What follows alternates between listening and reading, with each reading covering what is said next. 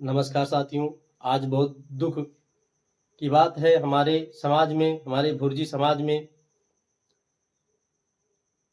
आज 28 तारीख को अक्टूबर में 2026 में एक गया जगन्नाथ जी का भंडारा रखा गया था, जिसमें लगभग 1500 लोगों को निमंत्रण देने की बात कही गई थी। लगभग 51 जवार को निमंत्रण देने की बात कही गई थी, लेकिन इकट्ठा कितने हुए? लगभग 500 भी नहीं। उसका कारण क्या है? उसका कारण था दोस्तों, जो समाज में चौधरी होते हैं उनके आपस में फूट, उनमें आपस में दुश्मनी, आपस में द्वेष, ईर्ष्या, जिसके कारण समाज के एक आम व्यक्ति को, एक आम मानव को उसका हर्जाना भुगतना पड़ता है। यदि कोई समाज का व्यक्ति अपने पैसे से कोई भात भंडारा भीड़ करना चाहता है, सबको तो इस बात का समय नहीं आता। सबका अगर किसी का समय आता है, किसी को वो भगवान रोजी करते हैं, उस योग्य काबिल बनाते हैं। यदि कोई व्यक्ति करना भी चाहता है तो समाज में जो चौधरी हैं उसकी किस तरह से छीछा लेतर कर देते हैं, ये सोचने का विषय है। साथियों, जो चौधरी मनमानी कर रहे हैं, आपस में लड़ाई फूट कर रहे हैं, क्या उनके लिए कोई नियम कानून नहीं होना चाहिए? बड़े दुख का विषय है साथियों की इस तरह से घटनाएं भुर्जी समाज में घट रही हैं। इसके पहले हम 2 दिन पहले एक वीडियो डाल के आपको बताए थे कि तेली समाज की भीड़ थी, लगभग 5000 लोग वहां एकत्रित हुए थे।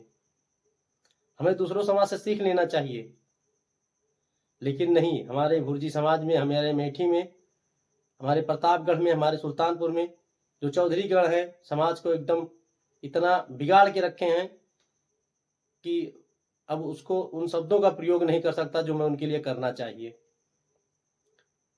दोस्तों, मैं आपसे एक विचार चाहता हूं समाज के हित के लिए।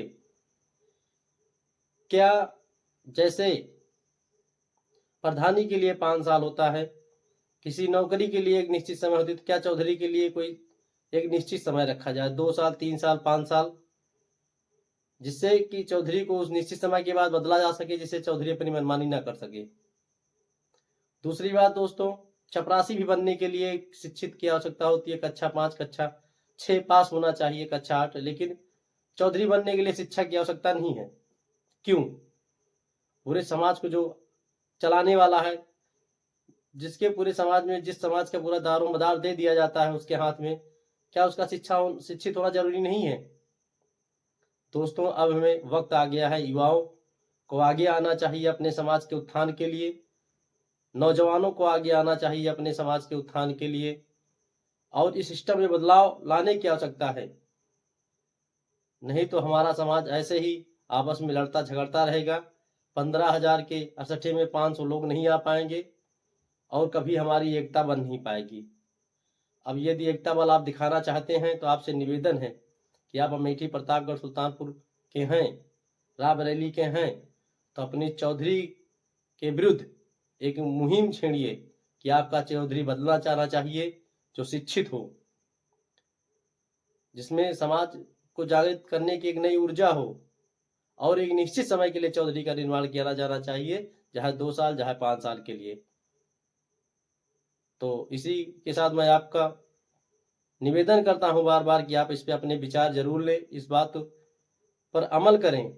यदि आप अपने समाज के लिए कुछ करना चाहते हैं तो इस वीडियो को अधिक से अधिक शेयर करके समाज के हर उस व्यक्ति तक पहुंचाइए जो इस पीड़ा से ग्रसित है, क्योंकि ये पीड़ा हमारी नहीं है, ये पीड़ा हमारे समाज की पीड़ा है। तो